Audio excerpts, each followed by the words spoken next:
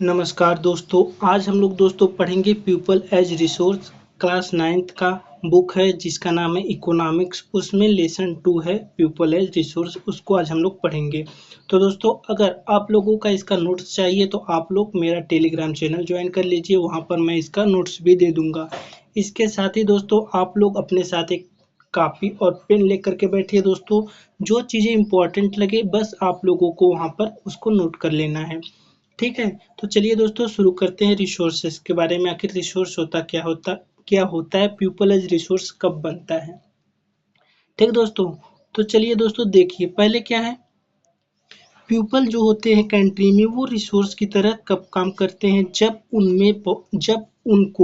जब लोगों में जो है वो एजुकेशन दिया जाए, ट्रेनिंग दिया जाए, इन्वेस्टमेंट वहाँ पर किया जाए दोस्तों। कहाँ पर? उनके एजुकेशंस पर, ट्रेनिंग पर, मेडिकल केयर पर जब इन्वेस्टमेंट किया जाता है तो वही लोग बड़े होकर के समुदाय के लिए काम करते हैं, लोगों के लिए काम करते हैं। जैसे दोस्तों अगर मैंने पढ़ाई लिखाई की, आप लोग पढ़ाई लिखाई कर रहे हैं तो आप लोग बड़े होकर के कुछ न कुछ जरूर बनेंगे। आप लोग या डॉक्टर बनेंगे, इंजीनियर, वकील कुछ बनेंगे। तो वहाँ पर आप लोग जा करके किसी कंपनी में वहाँ पर आप लोग वहाँ का सेवा देंगे, तो आप लोग वहाँ पर एक रिसोर्स के रूप में काम करेंगे। ठीक है, तो जब आप रिसोर्स के रूप में दोस्तों काम करेंगे वहाँ पर तो आप लोगों का इनकम तो जनरेट होगा। इसके साथ ही जब भी आप कुछ नई चीज़ों का इन्वेंट कर देंगे, खोज कर देंगे, तो वहाँ पर जो होगा सर जो उससे लोगों का भी बहुत ज़्यादा फायदा मिलेगा। तो इस लेसन में आप लोगों को दोस्तों रिसोर्सेज के बारे में बताया गया है कि किस प्रकार से आप लोग रिसोर्स के रूप में काम करते हैं, लोग किस प्रकार से रिसोर्स के रूप में काम करते हैं और उनमें एजुकेशन क्यों इम्पोर्टेंट होता है। क्या कारण है कि हम लोगों को एजुकेशन लेना चाहिए और क्या कारण है हम लोगों को एजुकेशन नहीं लेना चाहिए। तो दोस्तों इस बुक में आप लोगों को एक कहानी के माध्यम से ये बताया गया है कि किस प्रकार से आदमी जब अधिक मात्रा में जानकारी हासिल कर लेता है, पढ़ लिख लेता है, तो वो एक रिसोर्स के रूप में काम करता है, न कि एक लायबिलिटीज के रूप में काम करता है। लायबिलिटीज क्या होता है दोस्तों? लायबिलिटीज मतलब होता है कि एक प्रकार का बोझ को हम लोग क्या करते हैं, लायबिलिटीज कहते हैं। जब आदमी कुछ काम नहीं करता है, वो केवल घर पर रहता है, तो वो लायबिलिटीज के रूप में लायबिलिटीज बन जाता है घरों के लिए। तो ठीक है दोस्तों, आप लोगों को ये समझ में आ गया होगा कि पीपल एज रिसोर्स के रूप में कैसे काम करते हैं। तो दोस्तों अगर आप लोग पढ़ो लिखोगे तो आप लोगों को जरूर पीपल एज रिसोर्स के रूप में अच्छा काम मिलेगा। ठीक है, इसके साथ ही देखिए दोस्तों, जब आप लोग क्या करते हैं, इसमें कहा गया है पीपल एज रिसोर्स जो होता है वो रिफर करता है हमें कंट्री के जो वर्किंग पीपल होते हैं उसको बताता है, जिनके स्किल्स और एबिलिटीज का यूज किया जाता है।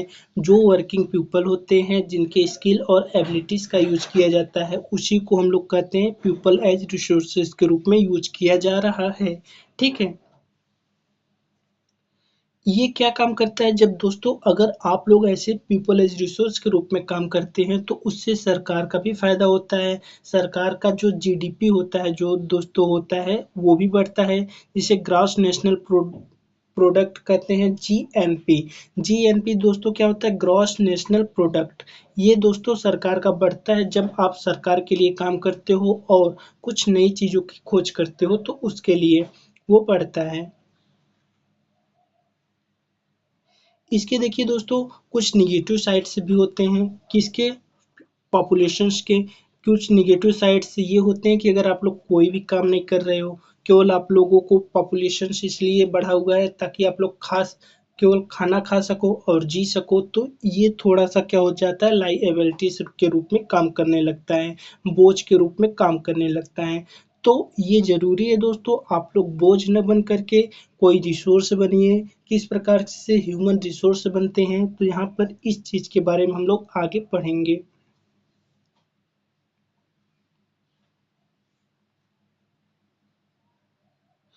देखिए दोस्तों, इन्वेस्टमेंट किया जाता है किसके रूप में? ह्यूमन कैपिटल के रूप में इन्वेस्टमेंट किया जाता है।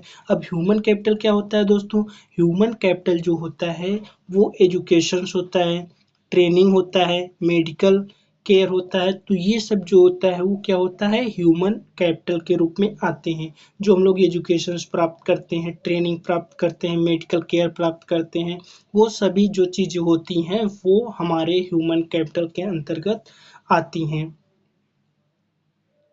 जब आप लोगों को अच्छा एजुकेशन दिया जाएगा, अच्छी ट्रेनिंग दी जाएगी, अगर आपका मेडिकल केयर अच्छा रहेगा तो आप लोग दोस्तों अच्छी नॉलेज प्राप्त करोगे, आप लोग स्वस्थ रहोगे और देश की भलाई करोगे। तो इस प्रकार से आप लोग ह्यूमन रिसोर्सेज के रूप में अच्छी तरीके से काम कर सकते हो। ठीक दोस्तों, तो अब आप लोग दोस्तों अगर इस बुक को यहाँ तक पढ़ेंगे तो आप लोगों को पढ़ने में कोई दिक्कत नहीं होगी। अब आप लोग अपने मन से इसको रीडिंग करेंगे तो आप लोगों को यहाँ तक पढ़ने में कोई दिक्कत नहीं होगी। सब चीज़ें आप लोगों को समझ में आएंगी। ठीक है, चलिए दोस्तों अब हम लोग आगे चलते हैं। आगे देखिए क्या बोला गया है इसमें। इसमें कहा गया है दोस्तों, इंडिया ग्रीन रिवॉल्यूशंस के बारे में बताया गया है। जैसा कि हम लोग पिछले क्लास में पढ़ चुके थे दोस्तों, जो इसके फर्स्ट लेसन था तो उसमें ग्रीन रिवॉल्यूशंस के बारे में बताया गया था।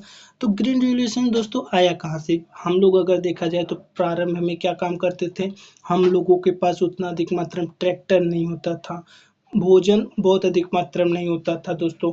तो हम लोगों ने जब ग्रीन रिवॉल्यूशंस आया तो उसके साथ ट्रैक्टर आए, बड़ी बड़ी मशीनें आई, तो जा करके खेतों में उपज जो फसल थी दोस्तों काफ़ी गुना बढ़ गई। क्यों बढ़ी? क्योंकि ग्रीन रिवॉल्यूशंस आया। ग्रीन रिवॉल्यूशंस कहाँ से आया दोस्तों?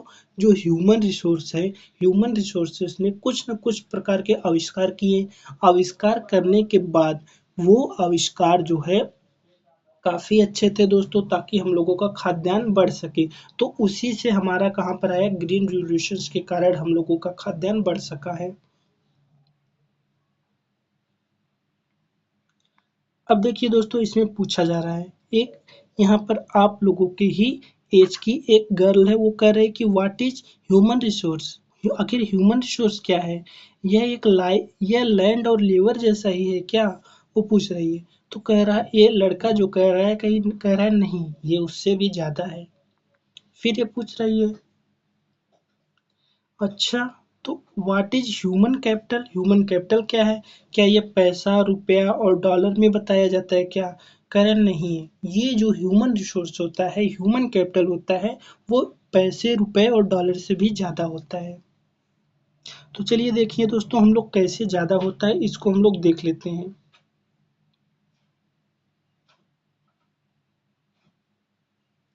यहाँ पर देखिए दोस्तों, हियर इज ह्यूमन कैपिटल। कुछ ह्यूमन कैपिटल के बारे में बताया गया है। जैसे देखिए, डॉक्टर क्या काम कर रहा है, एक ह्यूमन कैपिटल से काम कर रहा है, वो लोगों का इलाज करता है, तो वो ह्यूमन कैपिटल हो गया। टीचर क्या काम करता है, टीचर लोगों को शिक्षा देता है, वो एक प्रकार का ह्यूमन कैपिटल हो गया। अगर इसकी बात किया जाए तो दोस्तों, ये एक प्रकार का कौन है, ये दोस्तों हमारा ट्रेलर हो जाएगा।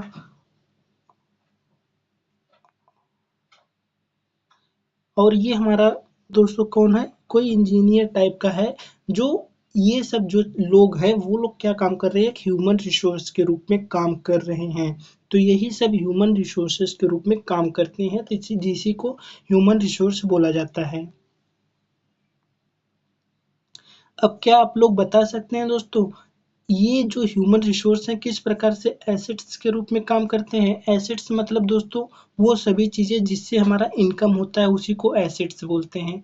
वो सभी चीज़ें जिससे हमारा इनकम होता है, इनकम जनरेट होता है, उसे एसेट्स बोलते हैं। ठीक है, तो ये लोग अगर अपना काम करेंगे तो उनके बदले में इन्हें पैसा दिया जाएगा, जिसे एसेट्स बोला जाता है। केवल देखिए दोस्तों,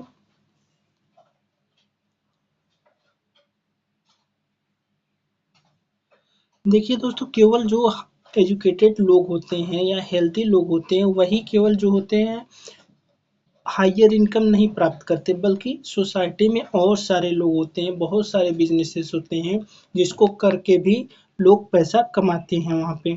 ठीक है, वो लोग भी एक प्रकार का ह्यूमन रिसोर्स के रूप में ही काम करते हैं, अपना एसेट्स इकट्ठा करते हैं।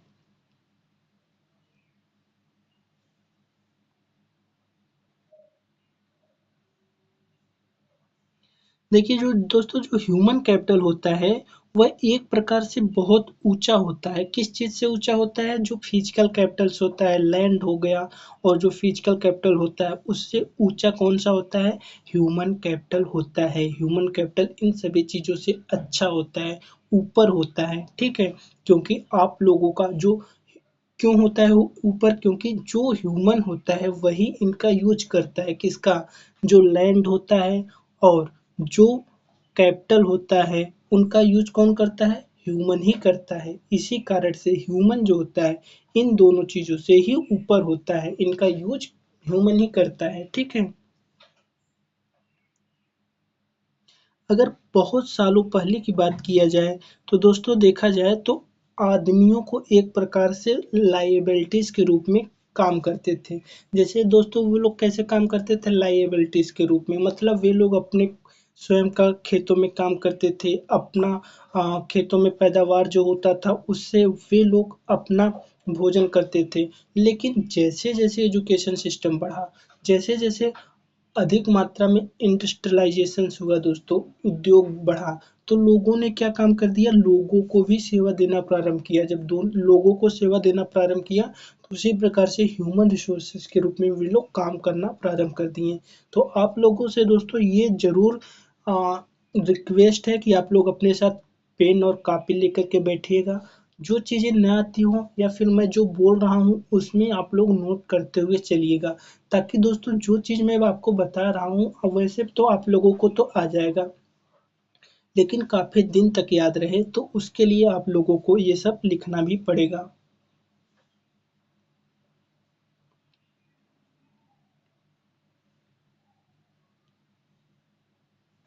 ठीक है दोस्तों, तो अगर जो ये सब कैसे हुआ, कैसे ह्यूमन रिसोर्स के रूप में काम करना प्रारंभ किए? जैसे जैसे एजुकेशन सिस्टम बढ़ा, जैसे जैसे हेल्थ सिस्टम बढ़ा, तो वैसे वैसे लोगों ने इंडस्ट्रियल एरिया को बढ़ाया, एग्रीकल्चर एरिया को बढ़ाया। वहाँ पर लोग जो है मॉडर्न टेक्नोलॉजी का यूज करने लगे, साइंटिफिक रिसर्च आया। ये सभी चीज़ें जो हैं लोगों के कैपिटल्स को बढ़ाए, लोगों को अधिक मात्रा में सुविधा दी। तो ये सब चीज़ें दोस्तों थी। अब देखिए दोस्तों एक यहाँ पर स्टोरी बताई गई है, स्टोरी ऑफ शकल। शकल कौन था? एक लड़का था जिसका नाम था शकल। इसकी एक कहानी है। कह रहे हैं कि दो दोस्त थे जिनका नाम एक का नाम विलास था, दूसरा का नाम शकल था। वे दोनों लोग एक ही विलेज में रहते थे जिसका नाम था सेमापुर। सेमापुर विलेज में ही शकल और विलास रहते थे, ठीक है। शकल जो था दोस्तों 12 साल का लड़का था एक, और उसकी माता की बात करें तो वो उनकी माता क्या काम करती थी? घरों पर जितने काम रहते थे उनकी माता घरों का काम करती थी। उनके पिता का नाम बुट्टा था, बुट्टा चौधरी। बुट्टा चौधरी क्या काम करते थे? वो एग्रीकल्चर का काम करते थे, मतलब अपने खेतों में काम करते थे। उसकी माता क्या करती थी? घरों में काम करती थी। इसके साथ ही क्या होता था दोस्तों? उसके एक भाई थे। उसका भाई जो था वो जीतू था और उसकी एक बहन थी जिसका नाम सीतू था। जीतू और सीतू भी उसके दो छोटे भाई थे, भाई बहन थे। इसके साथ ही उसके अंकल थे जो जिनका नाम श्याम था। श्याम जो थे वो मैट्रिकुलेशन एग्जामिनेशन पास किए थे। मैट्रिकुलेशन एग्जामिनेशन मतलब दोस्तों 10वीं की परीक्षा पास किए थे, लेकिन उनको कोई नौकरी नहीं मिली थी, तो इस कारण से वे घर पर ही बैठे थे। भुट्टा कौन था दोस्तों? उसके पिता थे। और शीला जो थे, भुट्टा और शीला मतलब उसके पिता और माता ये चाहते थे कि जो उसका बेटा शकल है वो काफी पढ़ लिख सके, काफी पढ़ लिख करके आगे जा सके। इस कारण से उसने वहाँ के विलेज के स्कूल में उसका नाम लिखवा दिया था और वे अपनी पढ़ाई कंप्लीट कर लिए। कंप्लीट कहाँ तक की दोस्तों? हायर सेकेंडरी एग्जामिनेशन, मतलब 12वीं तक उसने अपनी पढ़ाई कंप्लीट की। जब उसने 12वीं कर ली तो उसके पापा ने उसको और कहा कि चलो ठीक है अब तुम और आगे पढ़ो। तो उसने क्या काम किया?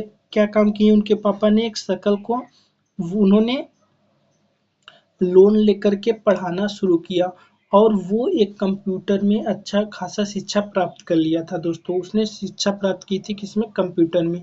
इसके साथ ही शकल क्या था दोस्तों? शकल की बात करें तो शकल भी काफ़ी मेहनती लड़का था और वो भी दोस्तों बहुत इंटरेस्टेड इंटरेस्टेड था अपनी पढ़ाई को आगे करने के लिए। मिट्टी ये देखिए दोस्तों, जो मिट्रियस है, मिट्रियस का मतलब होता है बहुत मेहनती लड़का था वो, ठीक है। और वो क्या काम चाहता था कि वो मैं भी आगे पढ़ लिख सकूं, ठीक है। जब उसने अपनी पढ़ाई कंप्लीट कर ली, अपना कोर्स कंप्लीट कर लिया, तो उसको एक प्राइवेट फर्म में काम मिल गया। जो उसका प्राइवेट फर्म है दोस्तों, वहाँ पर एक काम मिल गया, ठीक है, सॉफ्टवेयर कंपनी में डिजाइन करने के लिए। इसके साथ ही उसने क्या काम किया, जब वहाँ पर काम मिला तो उसने एक नया सॉफ्टवेयर बना दिया दोस्तों। नया सॉफ्टवेयर जब उसने बना दिया, तो वो जो हेल्प इसने इंक्रीज किया उसके सेल ऑफ फर्म को। उसने जब उसने नया सॉफ्टवेयर बनाया तो वहाँ का जो फर्म था उसमें और अधिक मात्रा में सेलिंग में वृद्धि आ गई। जब उसमें वृद्धि आ गई तो उसके जो बॉस थे, उसने उस सर्विस को रिवार्ड भी दिया और उसका प्रमोशन भी किया। तो ये थी कहानी दोस्तों किसकी, एक लड़के की, जिसका क्या नाम था दोस्तों, जिस लड़के का नाम था हमारा शकल और विलास। तो ये दोस्तों शकल की कहानी थी। शकल, अब देखते हैं हम लोग विलास की कहानी। शकल एक अच्छा लड़का था, पढ़ लिख करके वो सॉफ्टवेयर इंजीनियर बना, जिसमें उसने सॉफ्टवेयर को बनाया और उससे सॉफ्टवेयर की काफ़ी वृद्धि हो गई उसके इनकम में।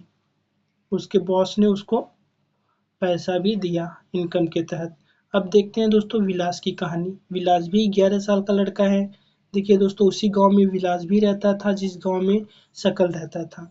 लेकिन विलास की अगर फादर की बात करें तो विलास के फादर एक फिशरमैन थे, मतलब वो मछली मारते थे और अपना जीवन यापन करते थे। इसके साथ ही क्या होता था, 2 साल का जब था हमारा विलास, जब 2 ही साल का था, तब उसके पिता गुजर गए थे और उसकी माता कौन थी, गीता थी। जब पिता गुजर गए तो उसकी माता मछलियाँ बेचना प्रारंभ करी और वो जाकर के लोगों का पेट भरती थी, उनके फैमिलीज़ को खाना खिलाती थी। फीड माने होता है दोस्तों भोजन कराना या खिलाना। वो मछलियाँ लाती थी, कहाँ से लाती थी दोस्तों, लैंड लोअर से, लैंड ओनर्स के पॉन्ड से। मतलब वहाँ पर एक लैंड ओनर्स था, वहाँ का एक पॉन्ड था, वहाँ से मछलियाँ मार के लाती थी और जा कर के मंडी में बेचती थी और डेली का वो 150 रुपये कमा लेती थी मछलियाँ को बेच करके। अगर विलास की बात करें तो विलास दोस्तों क्या था, वो एक छोटा बच्चा था और वो भी एक पेशेंट था आर्थरिटिस का। आर्थरिटिस जो होता है दोस्तों, हड्डी, हड्डी का एक पेशेंट था, मतलब उसकी हड्डियों में कुछ खराबी थी, गांठ जिसे बोलते हैं दोस्तों, वो पड़ गया था। और वो क्या किया, वो इतना गरीब था कि वो डॉक्टर को नहीं दिखा सका, कि वो अफोर्ड ही नहीं कर सका कि वो जा कर के डॉक्टर को दिखा सके। इसके साथ ही वो स्कूल में भी नहीं गया पढ़ने के लिए, क्योंकि उसका इंटरेस्ट ही नहीं था कि पढ़ाई कर सके, ठीक है। वो क्या काम करता था, माता का अपना सहायता करता था भोजन बनाने में और उसकी देखभाल करता था। कौन, वो लड़का विलास, ठीक है। उसका एक छोटा भाई था जिसका नाम था मोहन। कुछ समय बाद उसकी माता जो है बीमार पड़ जाती है। जब उसकी माता दोस्तों बीमार पड़ जाती हैं तो उसको उनका देखभाल करने के लिए कोई नहीं रहता है, तो वो उसका सपोर्ट करता है और विलास को भी जाना पड़ता है, कहाँ पर, मछलियाँ बेचने के लिए उसी गाँव में अब विलास को जाना पड़ा, क्योंकि उसकी माता बीमार हो गई हैं तो अब उसको जाना पड़ रहा है। तो ठीक है दोस्तों, तो यहाँ पर एक विलास के बारे में बताया जा रहा है। अब विलास भी उतना पैसा कमा रहा था जितना उसकी माता कमा रही थी। तो आप लोगों ने देखा, 2 बच्चों की कहानी थी, जिसमें एक का नाम शकल था, दूसरे का नाम विलास था। शकल तो काफ़ी पढ़ लिख लिया, उसके पिताजी ने फ़ोर्स किया, साथ ही वो बहुत ज़्यादा ये भी चाहता भी था कि वो पढ़ाई कर सके, लेकिन विलास को देखा जाए तो उसके माता-पिता पढ़े लिखे नहीं थे और वो नहीं चाहते थे कि उसका वो वो वो पढ़ लिख नहीं सका, ठीक है दोस्तों। इस इस कहानी से हम लोगों ने ये सब चीज़ें देख ली। अब आगे देखते हैं।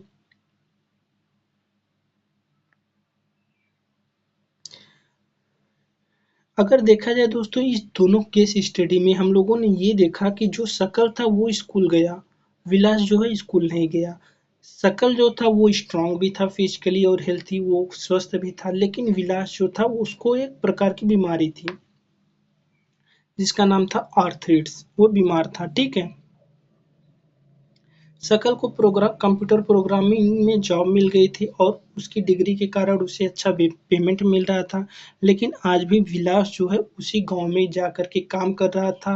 अपने फैमिली के लिए उतना बहुत कम मात्रा में अपना जीवन यापन कर रहा था। तो इस प्रकार से हमने देखा कि किस प्रकार से आदमी ह्यूमन रिसोर्सेज के रूप में काम करता है। तो यहाँ पर ह्यूमन रिसोर्सेज कौन हुए दोस्तों? दोनों ही लोग हैं, आदमी ही हैं। लेकिन सबसे ज़्यादा मात्रा में कौन कमा रहा है? जो पढ़ा लिखा था।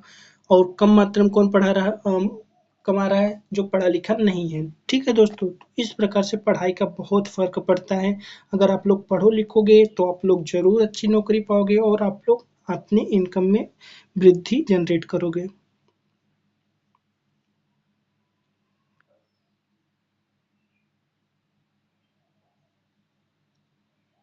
इस प्रकार से जो दोस्तों इनकम होती है वो केवल उसमें नहीं बढ़ाती है। वो इनकम जो होती है दोस्तों, उस इनकम के द्वारा हमारे पूरे परिवार का इनकम तो बढ़ता ही है, साथ ही सरकार को भी फायदा होता है क्योंकि उसके सेल्स में वृद्धि होती है। ठीक है, तो ये सब चीज का बहुत फर्क पड़ता है।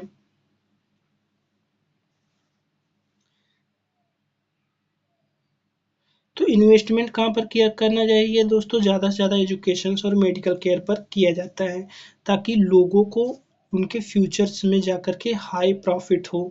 ठीक है, इन्वेस्टमेंट इसीलिए लोग वहाँ पर करते हैं।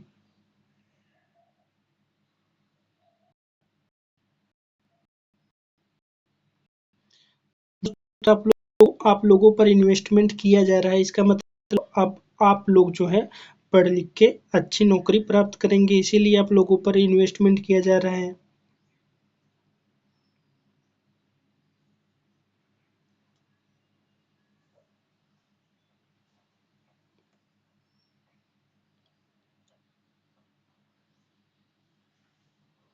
ठीक है दोस्तों, चलिए दोस्तों एक और यहाँ पर बताया गया है, कह रहा है कि अगर देखा जाए इन्वेस्टमेंट कौन करता है ज़्यादा करके? जो लोग पढ़े लिखे होते हैं दोस्तों। अगर जो लोग पढ़े लिखे होते हैं उनको ये पता होता है कि पढ़ाई का कितना महत्व होता है, तो वे लोग अपने बच्चों को पढ़ाने के लिए काफ़ी प्रयास करते हैं। वे लोग अपने बच्चों को अच्छी शिक्षा देते हैं, इसके साथ स्वास्थ्य पर भी ध्यान रखते हैं। लेकिन जो लोग शिक्षित नहीं होते हैं उन लोगों को इतना नहीं पता होता कि शिक्षा का क्या महत्व होता है, तो वे लोग दोस्तों उतना मात्रा में अपने बच्चों को शिक्षा देने पर फोर्स नहीं करते, लोगों को इतना फोर्स नहीं करते कि तुम पढ़ो। इसके साथ ही दोस्तों जो लोग पढ़े लिखे होते हैं उन अगर आपके सोसाइटी में होंगे तो आप लोगों को भी पता होगा कि उनके बच्चे अच्छी शिक्षा प्राप्त करते हैं। इसके साथ ही उनका क्या होता है दोस्तों? स्वास्थ्य भी अच्छा होता है। अब यहाँ पर बात किया जा रहा है कंट्री का, जिसका नाम जापान है। जापान में क्या हुआ था दोस्तों? जापान एक ऐसा देश है जहाँ की गवर्नमेंट ने वहाँ पर सबसे ज़्यादा मात्रा में इन्वेस्टमेंट किया था, किस पर? एजुकेशन और हेल्थ पर। इसी कारण से आज एजुकेशन और हेल्थ के माध्यम से वे काफ़ी डेवलप्ड कंट्री हो गई है। और उस वहाँ पर नेचुरल रिसोर्सेज अधिक मात्रा में नहीं है। जब नेचुरल रिसोर्सेस अधिक मात्रा में नहीं है, लेकिन उसने एजुकेशन और अपने हेल्थ पर इतना फोकस किया है दोस्तों कि वे लोग दूसरे देशों से वो चीज़ मंगा लेते हैं। जब भी उनको किसी भी चीज़ को चाहिए होता है तो दूसरे देशों से कोई भी चीज़ मंगा लेते हैं। अब देखिए दोस्तों, economics activities by men and women. Economics activities by men and women, आप लोग इसको हेडिंग डालेंगे। अब अगर आप लोग इसको हेडिंग डालिए, चलिए अब आप लोग उसको थोड़ा बहुत नोट भी कर लीजिएगा कि क्या क्या लिखना है। ठीक है,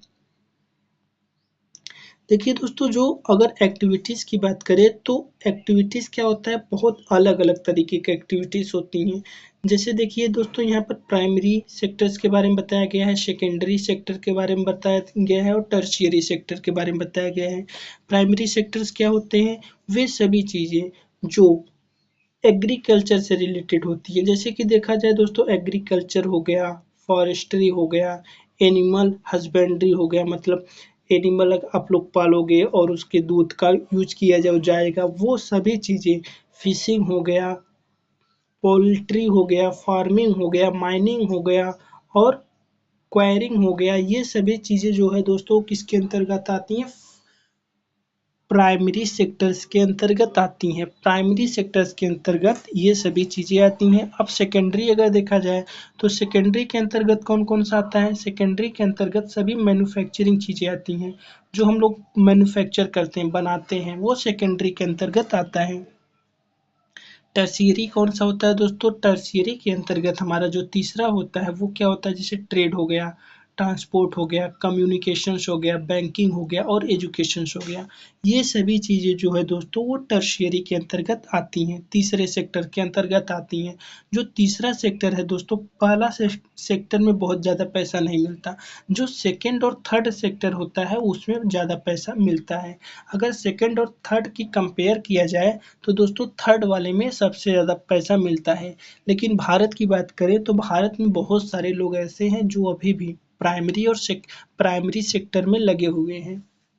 ठीक है, इसी कारण से भारत में इनकम बहुत कम मात्रा में आती है।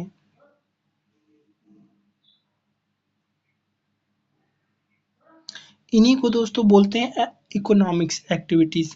अब देखिए दोस्तों, इकोनॉमिक्स एक्टिविटीज़ में क्या एक्टिविटीज़ आती है? मार्केट एक्टिविटीज़ जो होती है वो इकोनॉमिक्स एक्टिविटी के नाम से जानी जाती हैं। मार्केट एक्टिविटीज़ में क्या होता है दोस्तों? जो मार्केट एक्टिविटीज़ होती है and non market activities. Market activities में जो होता है वो सभी पे किया जाता है प्रॉफिट में। जैसे कि अगर आप लोग कोई भी काम कर रहे हैं मार्केट में और उसके लिए आपको पे किया जाएगा तो मार्केट एक्टिविटीज़ रहेगी। नॉन मार्केट एक्टिविटीज़ में आपको कोई भी पे नहीं किया जाता है। वे आप खुद के लिए काम करते हैं तो उसे नॉन मार्केट एक्टिविटीज़ बोला जाता है।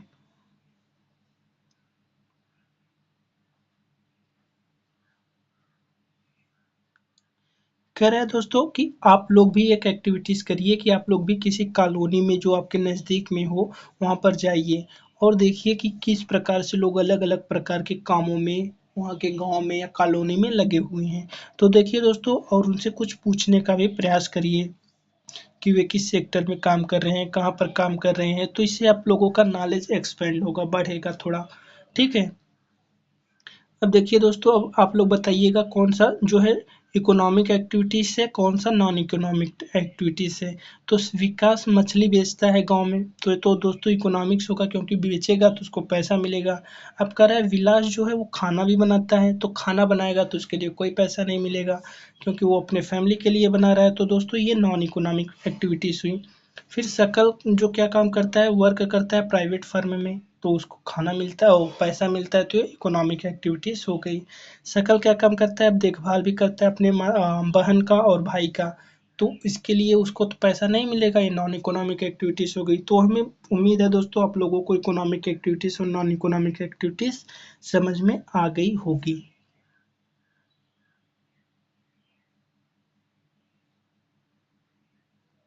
देखिए दोस्तों, हिस्टोरिकल कल्चर के कारण से आप लोग ये ज़रूर जानते होंगे कि यहाँ पर जो पुरुष होता है और जो महिला होती है सबको जो है समान रूप से वेतन नहीं दिया जाता है। ये समझा जाता है कि जो महिला होती है वो कम काम करती हैं, इसलिए उनको कम वेतन दिया जाता है। जो पुरुष होते हैं अधिक काम करते हैं, इसलिए अधिक वेतन दिया जाता है। लेकिन जो एजुकेशन सेक्टर देखा जाए तो एजुकेशनल सेक्टर में महिला हो चाहे पुरुष हो, दोनों लोगों का एजुकेशन सिस्टम, मतलब अगर टीचर हैं तो उनको समान रूप से वेतन दिया जाएगा। ठीक है। तो एजुकेशन सिस्टम में ये नहीं है कि आपको कितना कम मात्रा में पैसा दिया जाएगा। कुछ लोग ऐसे होते हैं दोस्तों जो घर का काम करते हैं, जो जो घर का काम करते हैं उनको उसके लिए कोई पैसा नहीं दिया जाता है। जो बाहर का काम करते हैं, जैसे जहाँ से पैसा मिलता है उसके लिए उनको पैसा दिया जाता है। अगर शकल की मदर की बात करें तो शकल की मदर क्या काम करती हैं? अपने लिए भोजन बनाती हैं, बर्तनों को साफ करती हैं, कपड़ा साफ करती हैं और लोगों का देखभाल करती हैं, बच्चों का, और उसके लिए उन्हें कोई भी प्रकार का पैसा नहीं दिया जाता है। तो ये दोस्तों क्या होगा? नॉन इकोनॉमिक फॉर्म में आएगा। ठीक है। तो दोस्तों जो घर पर लोग काम करते हैं तो उसके लिए उन्हें किसी भी प्रकार का वेतन नहीं दिया जाता है, तो वो नॉन इकोनॉमिक के अंतर्गत आता है। यहाँ पर देखिए दोस्तों 29 मिनट हो गया, इसलिए मैं आप लोगों को सोच रहा हूँ कि बहुत ज़्यादा न पढ़ा करके वो जो मेन चीज़ें हैं मैं आप लोगों को बता दूं। हालांकि इसमें कोई भी चीज़ ऐसा नहीं है कि अगर आप लोग पढ़ोगे तो छूट गया होगा, ठीक है। अगर छूटा होगा तो दोस्तों कमेंट में ज़रूर बताइएगा ताकि मैं उसको पूरा कर सकूं। हालांकि छूटा तो नहीं होगा। देखिए दोस्तों, जो एजुकेशंस होता है एक व्यक्ति को काफ़ी सफल बना देता है, ठीक है। एजुकेशंस क्या करता है, लोगों को काफ़ी सफल बना देता है। इसके साथ ही मैंने आपको बता दिया कि वुमन को क्या किया जाता है, जो औरत होती है उनको कंपेयर किया जाए मैन से तो उनको कम वेतन पैसा दिया जाता है।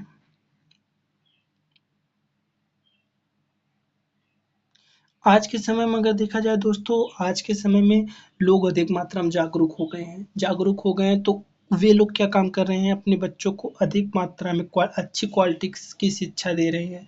इसके साथ ही चाहे मैन हो चाहे वुमेन हो, चाहे बॉयज़ हो चाहे गर्ल्स हो, दोनों को अच्छा शिक्षा दिया जा रहा है। क्योंकि लोगों को ये पता चल गया है कि किस प्रकार से शिक्षा दिया जाना चाहिए। लोग पढ़े लिखे हो गए हैं, इसलिए अच्छी मात्रा में शिक्षा दी जा रही है, ठीक है। इसके साथ ही क्या दिया जा रहा है उन लोगों को, वुमेन्स हो चाहे मेन्स हो, वो भी आज आईएएस आईपीएस बन रहे हैं, मतलब एडमिनिस्ट्रेटिव सर्विसेज में जा रहे हैं।